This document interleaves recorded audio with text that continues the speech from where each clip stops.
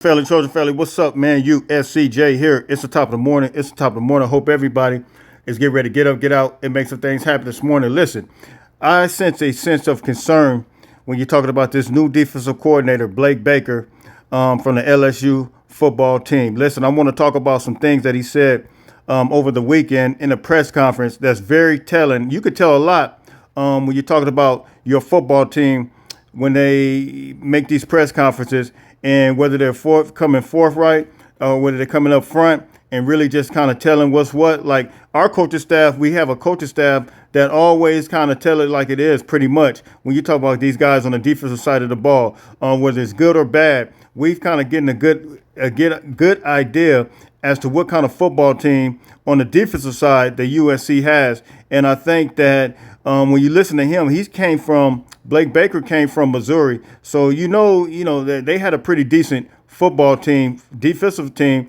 at the University of Missouri. And one of the things is that listening to the language that he is putting out there, and I'm gonna let you guys take a listen to this because you guys know USC has one of the most explosive offenses in the country. You know, the receiving core is second to none. We talked about this.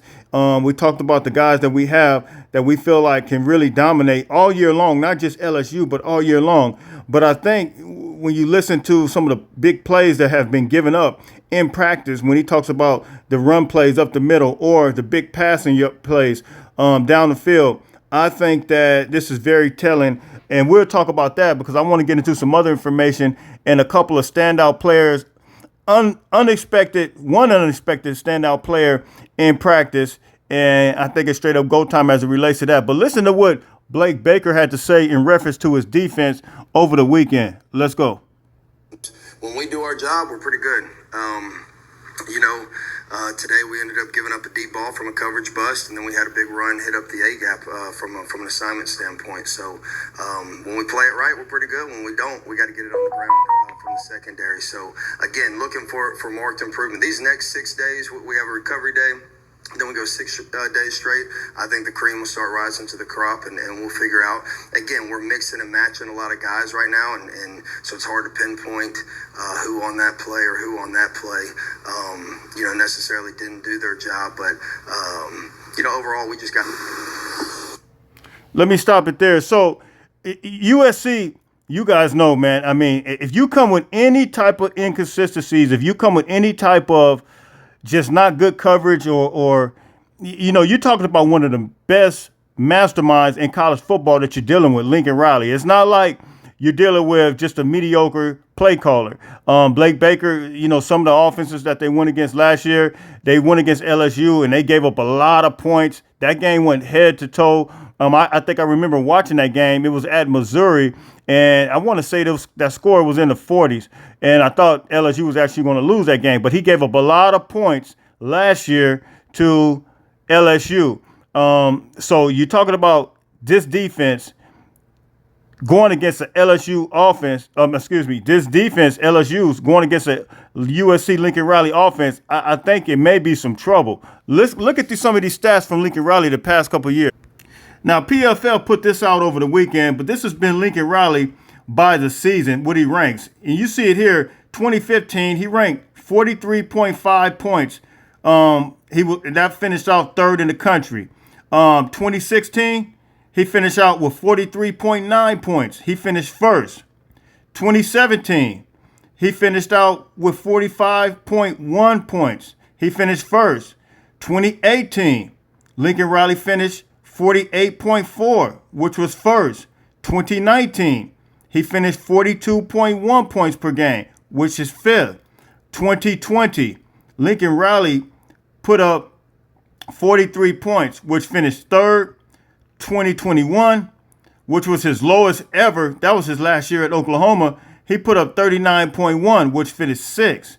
And then 2022, first year at USC, averaged 41.4 points per game, which finished third. And then 2023, believe it or not, Lincoln Riley finished 41.8, which finished third. And so you're talking about a Blake going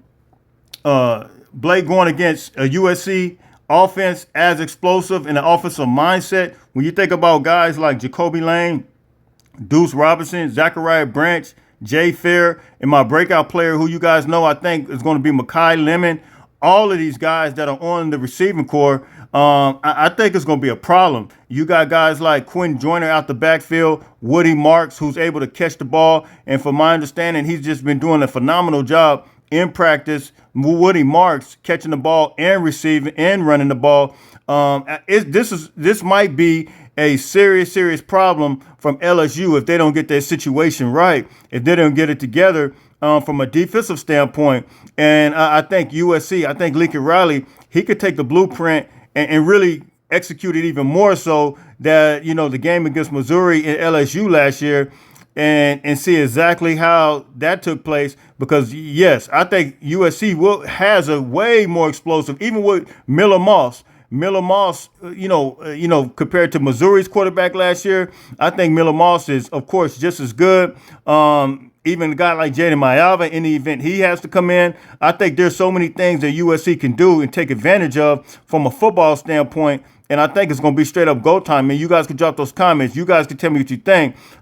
This is some very, very, the closer this game gets, I'm getting very excited because you're talking about 2 more Saturdays left. Now, I want to take a look at a couple of players.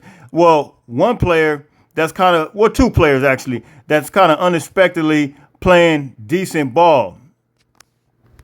All right, the first player is going to be Kyle Ford. Kyle Ford is actually having a great fall camp right now. You guys know Kyle Ford came from UCLA at USC in the beginning, went to UCLA. Now he's back at USC, and I'm excited from some of the things that I'm hearing. Kyle Ford is really being the Kyle Ford that he was before he left USC. He was never a guy that wasn't delivering. He wasn't a guy that wasn't making contributions, on the football field. But, we just had a stacked room. But I think the fact that his relationship, you guys know, Kyle Ford actually caught quite a few balls from Miller Moss before he even left to go to UCLA. They had a relationship already.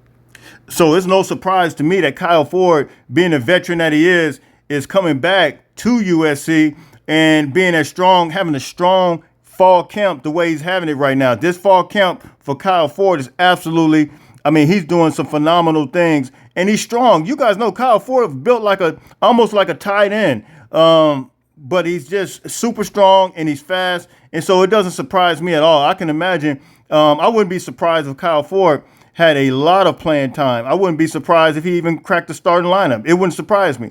But, but we got so many weapons. Of course, you guys know I'm expecting Jacoby Lane to do some big things with that big physical body as well. But hit me in the comments what you guys think about Kyle Ford having a phenomenal, I'm not going to say unexpected because I knew it was in him, but having a phenomenal fall camp so far.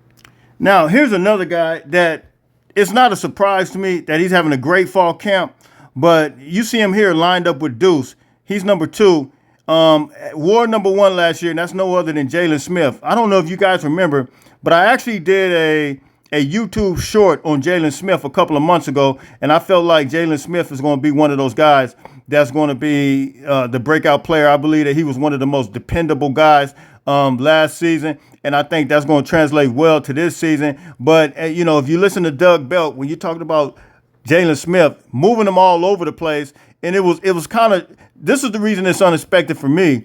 Jaylen Smith played nickelback last year. And then, of course, he played safety in the Holiday Bowl. But here you see him playing cornerback. And you listen to Doug Belt, some of the language that he used, talking about Jaylen Smith, he's going to be moving them all over the place. And, man, he is absolutely, you see him lined up here against Deuce Robinson. And look, Deuce Robinson is 6'6", but you're able to look at the vertical, how he's able to get up and be right there with a guy like Deuce Robinson, man. I think Jaylen Smith is one of those guys. Our secondary, man, I don't know how it's going to work out. Of course, we've been hearing rumblings about Grady Vance playing the nickelback position very, very well right now, being extremely physical as well. So I don't know how this is going to work out. I don't know how it's going to play out because you got Humphreys playing the cornerback position. You got Covington playing the cornerback position. Of course, you got DeCarlos Nicholson playing the cornerback position. So will Jaylen Smith play corner, nickel? Will he play safety? I don't know, but I know he's having a phenomenal fall camp right now. All right, last news and note item. Madden Fimo, listen, local guy, big time 4-star linebacker. He announced that he's in no rush to take a visit. This per on 3. And you see here the visits that he is going to make. He's not in a rush to make a commitment, but he is going to take his visits, and he's going to visit Washington, USC, Texas, Notre Dame. Now, here's the beautiful thing about this. I like the fact that he's able to take his time. I like that he's not indecisive. I like that he's not trying to pick a team and then flip-flopping all over the place. But he's doing his research. He's doing his due diligence. And I think he's doing what most recruits used to do, kind of see how the season went. And I kind of like what he's doing. And I think USC comes out guns blazing with a team like LSU. Of course, you guys know guys like Jakeem Stewart. I think that's going to swing in our direction. Automatically, if we win that game against LSU. But then guys like this, Madden Fimo, I think we can absolutely secure this commitment. He's a 4-star linebacker, and USC, right in USC's backyard. So I think the opportunity is there for him as well. So you guys could drop those comments. You guys could tell me what you think. It's USCJ32 on Instagram, USCJ32 on Twitter. I got one more honorable mention thing that I want to mention real quick. Let's go. I know this picture is a little blurry, but this is Deuce Robinson lined up with Braylon Shelby. And I want to salute Braylon Shelby. You guys know, not Braylon Shelby. Forgive me for that. Salute Braylon Conley. You guys know Deuce is going to be Deuce. Deuce is a 6'6" wide receiver who can catch the ball, who can get up there. But Braylon Conley had excellent coverage. And for a true freshman to come in, you guys know I was very, very high on Braylon Conley. But you look at the technique here. You look at, even though Deuce Robinson caught the ball, but I'm liking the position I see. I like what I see from him, the fight and the dog that he has in him. Because if you see here, he wasn't too handsy on this play. I actually saw the video clip, but this is just a picture of it. But the way he had his head turned around, he was making a football play on the ball. But he was right there with Deuce, right there in coverage. I had one shot that he was actually a little bit, it showed where he was a little bit closer. But you see, he made a football play, and he turned his head around. And he had his shoulders right in front of the receivers, which is the proper technique. And so I like what I saw from Braylon Conley, and I think his future is bright, even though Deuce caught that ball. But that's just another news and note item, man. Look, I'm out of here. Happy Monday to everybody. Everybody stay blessed. Fight on, fight on, fight on.